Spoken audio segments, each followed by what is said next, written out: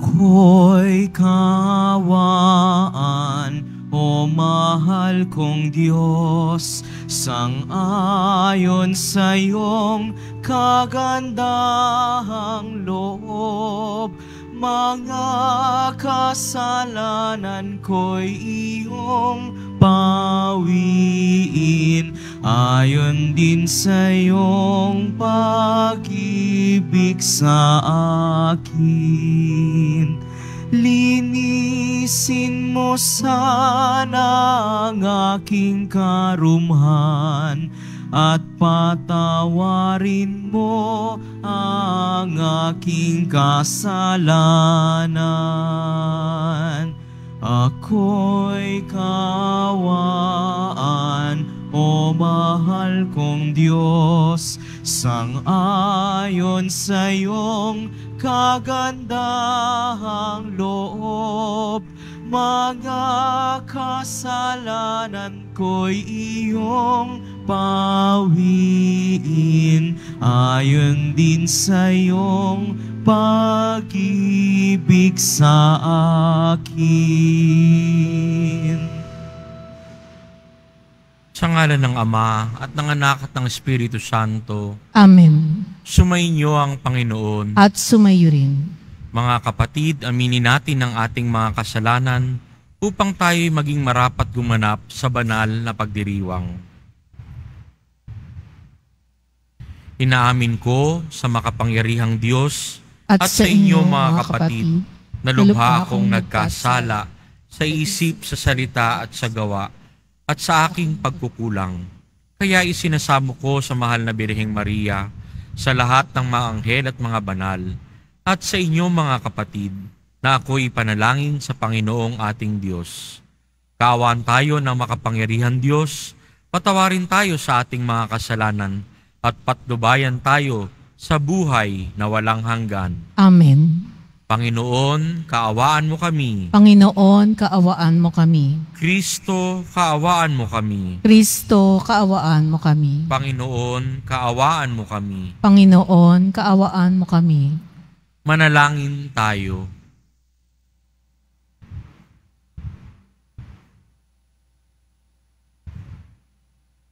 Ama naming makapangyarihan, pinanauli at pinahahalagahan mo ang wagas na katapatan. Itaguyod mo ang aming kalooban upang mahubog sa sigasig ng iyong espiritu at maging matatag sa pananalig at masipag sa gawa ng pag-ibig sa pamamagitan ni Hesukristo kasama ng Espiritu Santo magpa sa walang hanggan. Amen. Magsiupo ang lahat. Pagbasa mula sa aklat ni Propeta Jeremias. Sinasabi ng Panginoon, parurusahan ko ang sinumang tumatalikod sa akin at nagtitiwala sa kanyang kapwa, sa lakas ng mga taong may hangganan ang buhay. Ang katulad niya'y halamang tumubo sa ilang, sa lupang tigang, at sa lupang maalat na walang ibang tumutubo.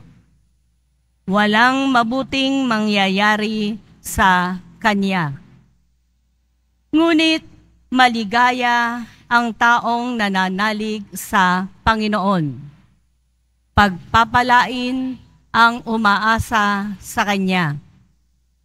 Ang katulad niya ay halamang nakatanim sa tabi ng batisan. Ang mga ugat ay patungo sa tubig.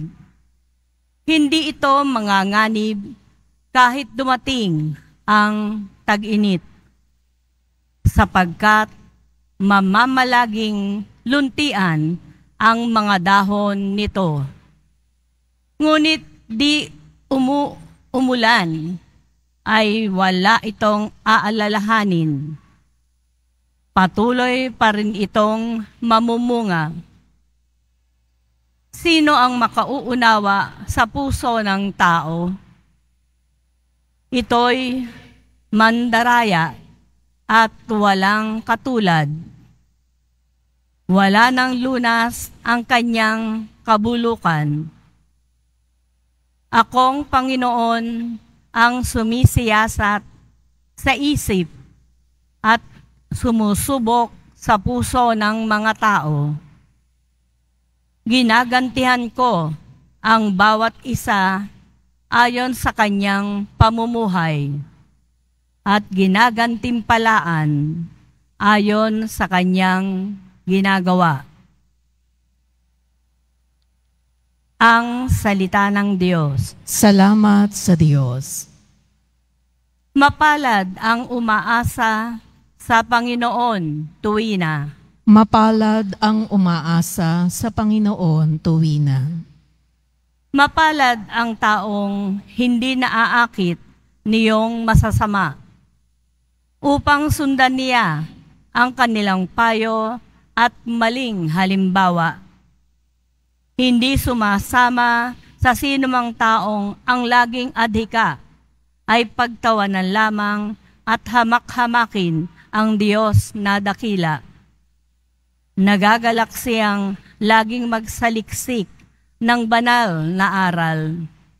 Ang utos ng poon, siyang binubulay sa gabi at araw. Mapalad ang umaasa sa Panginoon tuwina. Ang katulad niya ay isang punong kahoy sa tabing batisan. Sariwa ang dahon at laging namumunga sa kapanahunan. At anumang gawin ay nakatitiyak na magtatagumpay. Mapalad ang umaasa sa Panginoon tuwina. Ngunit ibang-iba ang masamang tao. Ipa ang kawangis. Siya ay natatangay at naipapadpad kung hangin ay umihip. Sa taong matuwid ay Panginoon ang siyang mag-iingat. Ngunit kailanman ang mga masama ay mapapahamak. Mapalad ang umaasa sa Panginoon tuwina. Magsitayo na po ang lahat.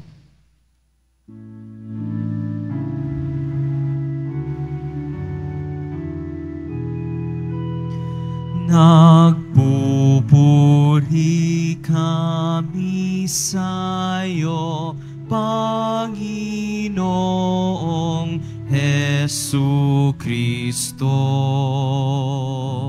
Nagpupuri kami sa'yo, Panginoong Jesucristo. Mapalad ang nag-iingat sa kaniyang pusong matapat ng salitang nagbubuhat. Sa poong Diyos nagliwanag, sa tiyagay aning ganap. Nagpupuri kami sa'yo, Panginoong Jesucristo. Sumainyo ang Panginoon At sumaiyo rin ang pagpapahayag ng mabuting balita ng Panginoon ayon kay San Lucas. papuri sa iyo, Panginoon. Noong panahong iyon, sinabi ni Jesus sa mga Pariseo, may isang mayamang nagdaramit ng mamahalin at saganang-sagana sa pagkain araw-araw. At may isa namang pulubing na nagngangalang Lazaro, tadtad ng sugat na nakalupasay sa may pintuan ng mayaman upang mamulot kahit ngumong nahuhulog mula sa hapag ng mayaman. At dooy nilapitan siya ng aso at dinidilaan ang kanyang mga sugat. Namatay ang pulubi at dinala ng mga anghel sa piling ni Abraham. Namatay rin ang mayaman at inilibing. Sa gitna ng kanyang pagdurusa sa Hades, Tumingala ang mayaman at kanyang natanaw sa malayo si Abraham, kapiling si Lazaro. At sumigaw siya, Amang Abraham, mahabag po kayo sa akin. Utusan ninyo si Lazaro na isawsaw sa tubig ang dulo ng kanyang daliri at palamigin ang aking dila, sapagkat naghihirap ako sa apoy na ito. Ngunit sinabi sa kanya ni Abraham, Anak, alalahanin mong nagpasasa ka sa buhay sa ibabaw ng lupa, at si Lazaro'y nagtiis ng kahirapan. Ngunit ngayoy inaaliw siya rito, samantalang ikaw na may nagdurusa. Higit sa lahat, inilagay sa pagitan natin ng isang malaking bangin upang ang mga narini ay hindi makaparian at ang mga nariyan ay hindi makaparini. At sinabi ng mayaman, Kung gayon po, Amang Abraham, pinamamanhik ko sa inyong papuntahin si Lazaro sa bahay ng aking ama, sapagkat ako'y may 5 kapatid na lalaki. Paparoonin nga ninyo siya upang balaan sila nang hindi sila humantong sa dakong ito ng pagdurusa. Ngunit sinabi sa kanya ni Abraham, Nasa kanila ang mga sinulat ni Moises at ng mga propeta. Pakinggan nila ang mga iyon. Hindi po sapat ang mga iyon, tugon niya. Ngunit kung pupunta sa kanila ang isang patay na muling nabuhay, tatalikdan nila ang kanilang mga kasalanan. Sinabi sa kanya ni Abraham, Kung ayaw nilang pakinggan ang mga sinulat ni Moises at ng mga propeta, hindi rin nila paniniwalaan kahit ang isang patay na muling nabuhay. Mga kapatid, ito ang mabuting balita ng Panginoon. Pinupuri ka namin, Panginoong Hesukristo. Magsiupo ang lahat. Sa ating pong ebanghelyo ngayon, pinaglalaban ho yung mayaman at mahirap. Ganun po sa unang tingin. Pero hindi naman po talaga pinaglalaban yung mayaman sa mahirap. Ang mensahe ng ating ebanghelyo ngayon ay ang pakikipagkapwa-tao.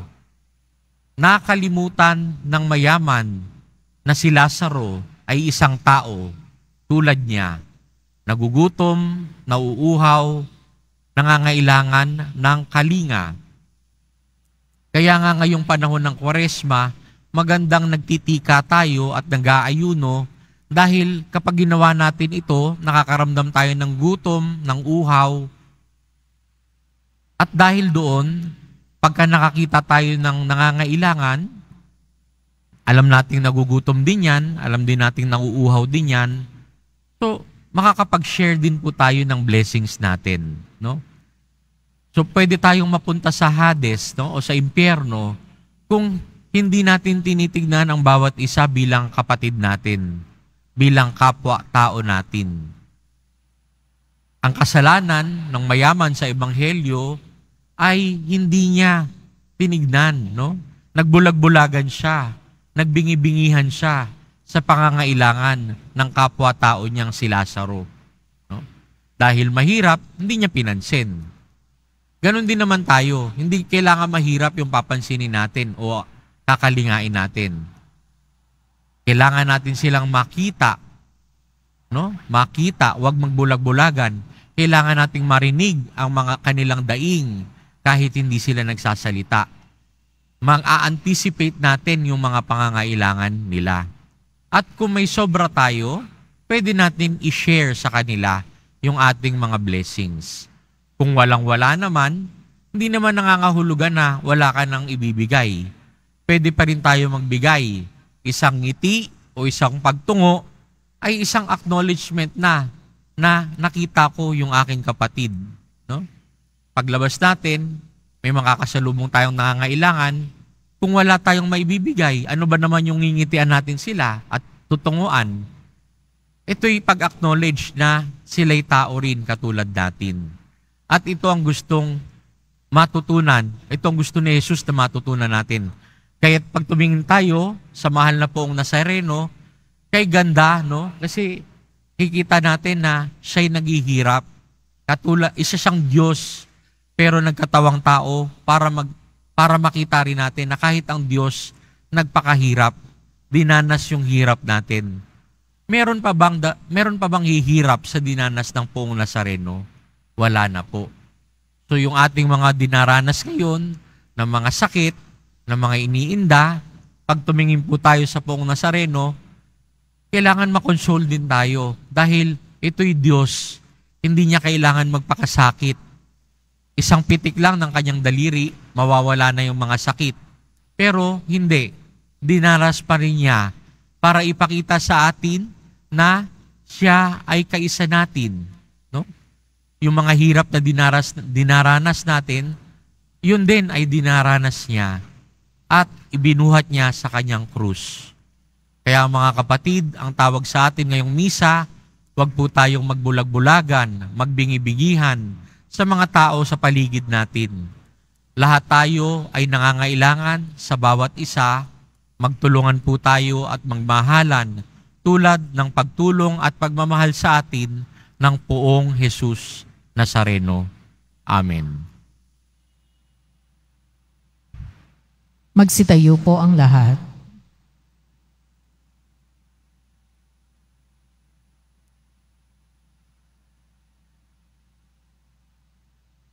Minamahal kong mga kapatid, habang inaalala natin ang mga pangangailangan ng mga dukha, lumapit tayo sa Diyos na nagbabahagi ng kanyang kayamanan sa pagsusugo ng kanyang anak sa mundo.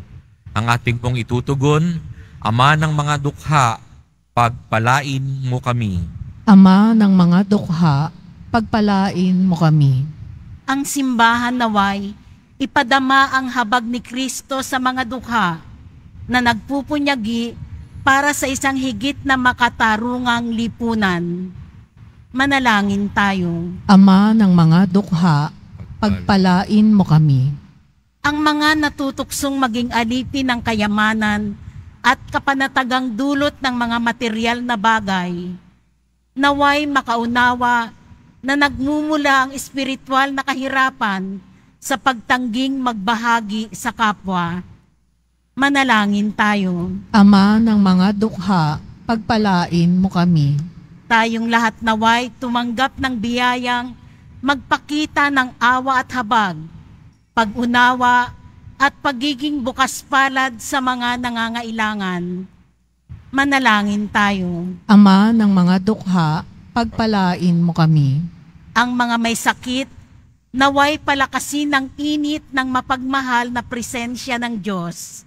Manalangin tayo. Ama ng mga dukha, pagpalain mo kami. Panandalian at tahimik nating ipanalangin ang mga intensyon sa misang ito, pati na rin ang ating mga personal na kahilingan.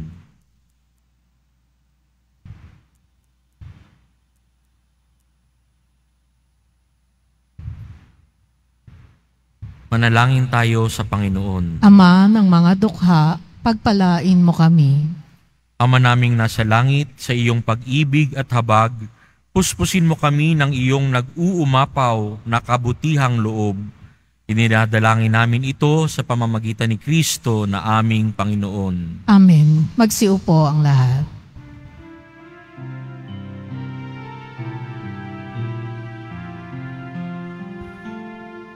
Sa'yo, Ama, aming handog ang tinapay at alak na ito, handog ng iyong bayang sumasamot, humihingi ng patawad mo.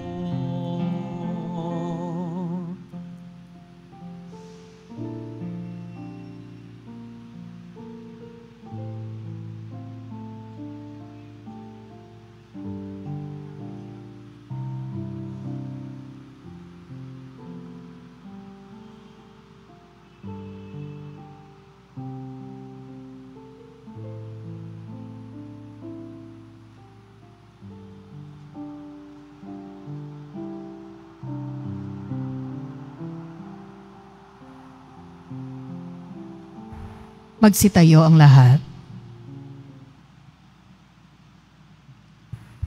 Manalangin kayo mga kapatid upang ang paghahain natin ay kalugdan ng Diyos Amang makapangyarihan. Tanggapin nawa ng Panginoon itong paghahain sa iyong mga kamay, sa kapurihan niya at karangalan, sa ating kapakinabangan at sa buong sambayanan niyang banal.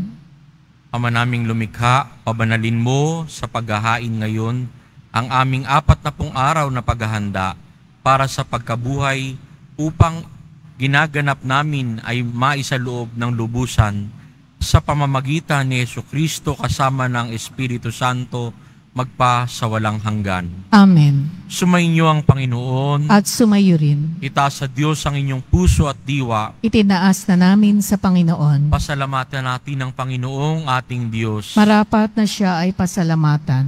Ama naming makapangyarihan, tunay ngang marapat na ikaw ay aming pasalamatan sa pamamagitan ni Jesucristo na aming Panginoon. Sa pagbabakasakali mong kami bubuti, isinugo mo si Jesucristo upang pangunahan kami bilang pagsunod sa iyong atas na bigay. Ipinahayag ng iyong anak ang iyong kalooban na ang mga apit dukha ay kanyang damayan. Ngayon ay iyong inihahandog ang pagkakataong aming maisaloob ang kanyang ganap at kusang paglilingkod upang sa iyo'y lagi kaming makasunod. Kaya kaisa ng mga anghel na nagsisiawit ng papuri sa iyo nang walang humpay sa kalangitan, kami nagbubunyi sa iyong kadakilaan. Santo, Santo, Santo, Panginoong Diyos ng mga hukbo, napupuno ang langit at lupa ng kadakilaan mo, o sana sa kaitaasan. Pinagpala ang naparirito sa ngalan ng Panginoon, o sana sa kaitaasan. Magsiluhod ang lahat.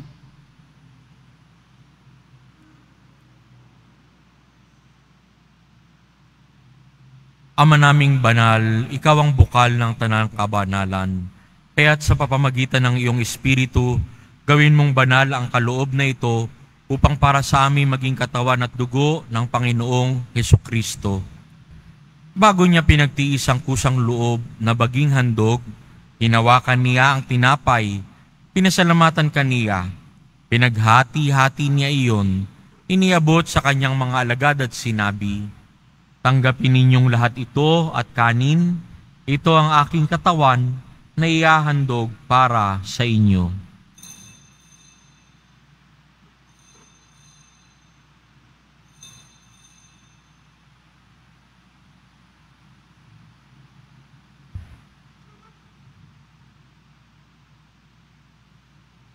Gayon din naman nung matapos ang hapunan, hinawakan niya ang kalis. Muli kaniyang pinasalamatan. Iniabot niya ang kalis sa kanyang mga alagad at sinabi, "Tanggapin ninyong lahat ito at inumin. Ito ang kalis ng aking dugo ng bago at walang hanggang tipan. Ang aking dugo na ibubuhos para sa inyo at para sa lahat sa ikapagpapatawad ng mga kasalanan. Gawin ninyo ito sa pag-alala sa akin."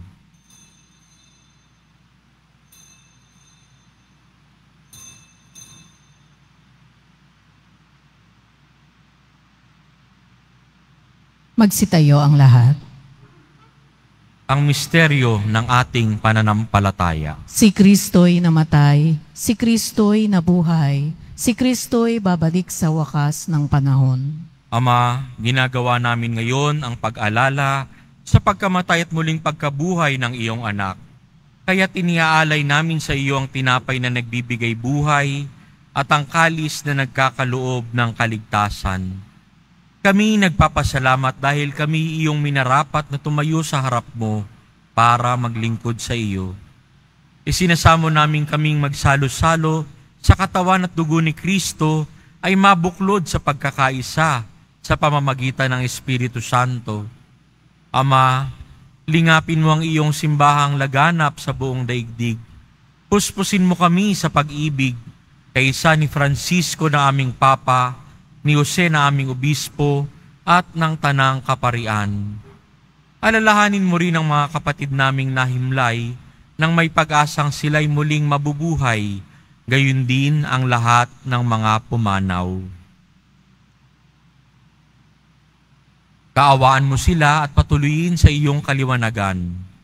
Kaawaan mo at pagindapatin kaming lahat na makasalo sa iyong buhay na walang wakas. Kaisa ng mahal na Birheng Maria na Ina ng Diyos, ng kabiyak ng puso niyang si San Jose, kaisa ng mga apostol, ni San Juan Bautista, at ng lahat ng mga banal na namuhay dito sa daigdig ng kalugod-lugod sa iyo, may pagdiwang nawa namin ang pagpupuri sa ikararangal mo sa pamamagitan ng iyong anak na aming Panginoong Hesukristo. Sa pamamagitan ni Kristo kasama niya at sa Kanya, ang lahat ng parangal at papuri ay sa iyo, Diyos Amang makapangyarihan, kasama ng Espiritu Santo, magpa sa walang hanggan. Amen. Ating idasal ang dasal na itinuro sa atin ni Jesus. Ama namin, sumasalangit ka, sambahin ang ngalan mo, mapasa amin ang kaharian mo, sundin ang loob mo dito sa lupa para nang sa langit. Bigyan mo kami ngayon ng aming kakanin sa araw-araw at patawarin mo kami sa aming mga sala para ng pagpapatawad namin sa mga nagkakasala sa amin. At huwag mo kami ipaintulot sa tukso at iadya mo kami sa lahat ng masama. Hinihiling namin kami iadya sa lahat ng masama, pagkalooban ng kapayapaan araw-araw, iligtas sa kasalanan at ilayo sa lahat ng kapahamakan. Samantalang aming pinananabikan ng dakilang araw ng pagpapahayag ng tagapagligtas naming si Jesucristo. Sapagkat iyo ang kaharian at ang kapangyarihan at ang kapurihan magpakailanman. Amen. Panginoong Jesucristo, sinabi mo sa iyong mga apostol, kapayapaan ang iniwan ko sa inyo, ang aking kapayapaan ang ibinibigay ko sa inyo. Tunghayan mo ang aming pananampalataya at huwag ang aming pagkakasala. Pagkalooban mo kami ng kapayapaan at pagkakaisa ayon sa iyong kalooban, kasama ng Espiritu Santo, magpa sa walang hanggan. Amen. Ang kapayapaan ng Panginoon ay laging sumainyo at sumayo rin. Magbigayan po tayo ng kapayapaan sa isa't isa.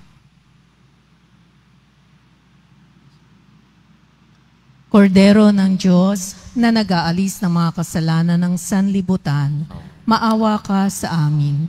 Kordero ng Diyos na nag-aalis ng mga kasalanan ng sanlibutan, maawa ka sa amin. Kordero ng Diyos na nag-aalis ng mga kasalanan ng sanlibutan, ipagkaloob mo sa amin ang kapayapaan. Magsiluhod ang lahat.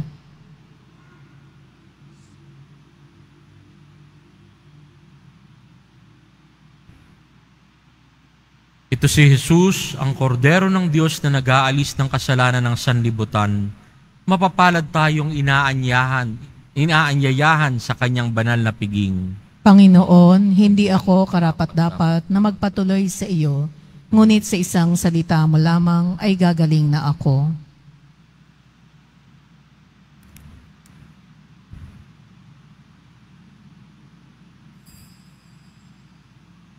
Para sa lahat ng tatanggap ng banal na komunyon, sasagot po tayo ng Amen. Pagkasabi ng pari o ng lay minister ng katawan ni Kristo at isubo agad sa bibig bago umalis sa harapan ng pari o lay minister, sumunod po tayo.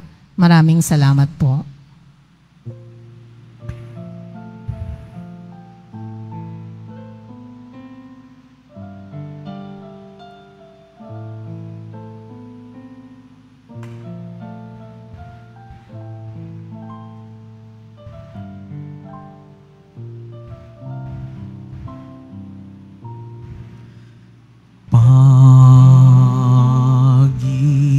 Panginoon, turuan mo akong maging bukas palad.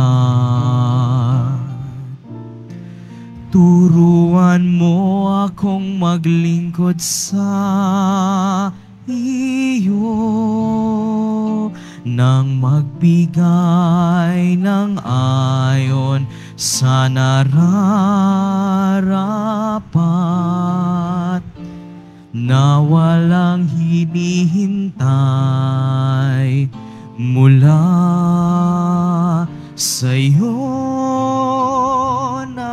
makibakang di inalintana, mga hirap na dinaranas sa tuwina'y magsumikap ng hindi humahana ng kapalit na kaginhawaan na di naghihintay kundi ang aking mabatid na ang loob mo'y siyang sinusundan.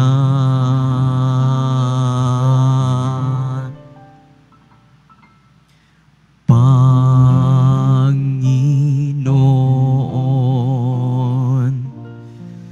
turuan mo akong maging bukas palad. Turuan mo akong maglingkod sa iyo nang magbigay ng ayon sa nararapat na walang hinihintay mula sa iyo, na makibakang di inalintana, mga hirap na dinaranas sa tuwina'y magsumikap na hindi humahanap ng kapalit na kaginhawaan, nang di naghihintay kundi ang aking mabatid na ang loob mo'y siyang sinusundan. Panginoon, turuan mo akong maging bukas palad. Turuan mo akong maglingkod sa iyo nang magbigay ng ayon sa nararapat na walang hinihintay mula sa iyo.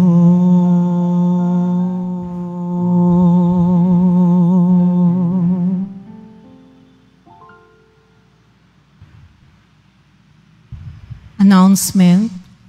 Inihahandog po ng Simbahan ng Quiapo ang Nazareno Medallion. Ito po ay nagkakahalaga ng 20 pesos. Mabibili pa rin po ang ating opisyal na imahen ng Jesus Nazareno. Ang large size ay nagkakahalaga ng 2,500 pesos. Ang medium size ay 1,000 pesos. At ang small size ay 600 pesos. Ang mga ito po ay mabibili lamang sa ating Parish Finance Office. Ang malilikom po na pondo ay gagamitin sa pagsasaayos ng ating Adoration Chapel at Baptistry. Ang oras ng Finance Office ay ang mga sumusunod. Kapag Lunes hanggang Huwebes at Sabado, 8 a.m. to 5 p.m. Kapag Biyernes at Linggo, 7 a.m. to 6:45 p.m. Mga paalala sa mga nagsisimba, pagkatapos ng misa, wiwisikan po ang lahat ng banal na tubig. Pinakikiusapan ang lahat na manatili lamang muna sa inyong mga lugar. Tanging sa Quezon Boulevard o sa Plaza San Juan lamang ang labasan ng lahat. Sumunod po tayo. Maraming salamat po sa inyong pagdalaw at pagsisimba sa Basilica Minor at Pambansang Dambana ni Jesus Nazareno. Magsitayo na po ang lahat. Manalangin tayo. Ama naming mapagmahal, ang pinakinabangan naming paghahain ay mamalagi nawa sa aming gawain at magpatibay sa mga ginaganap namin sa pamamagitan ni Jesucristo kasama ng Espiritu Santo magpa sa walang hanggan. Amen. Sumainyo ang Panginoon At sumayo rin. yumuko para sa pagbabasbas.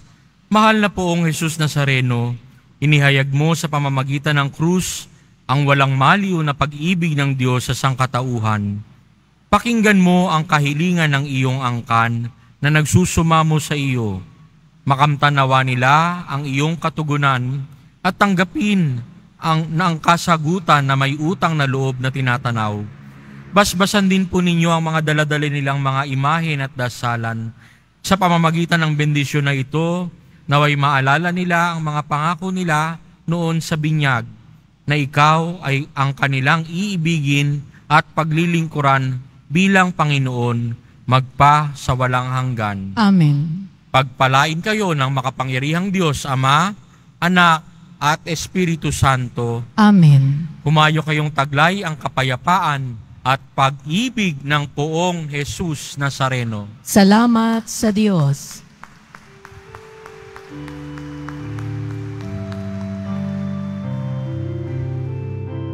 Nuestro Padre Jesus Nazareno, sinasamba ka namin, pinipintuho ka namin, aral mo ang aming buhay at kaligtasan. Nuestro Padre Jesus Nazareno, iligtas mo kami sa kasalanan. Ang krus mong kinamatayan ay sagisag ng aming kaligtasan. Nuestro Padre Jesus Nazareno, dinarangal ka namin. Nuestro Padre Jesus Nazareno, nilulwalhati ka namin. Nuestro Padre Jesus Nazareno, dinarangal ka namin. Nuestro Padre Jesus Nazareno, nilulwalhati ka namin.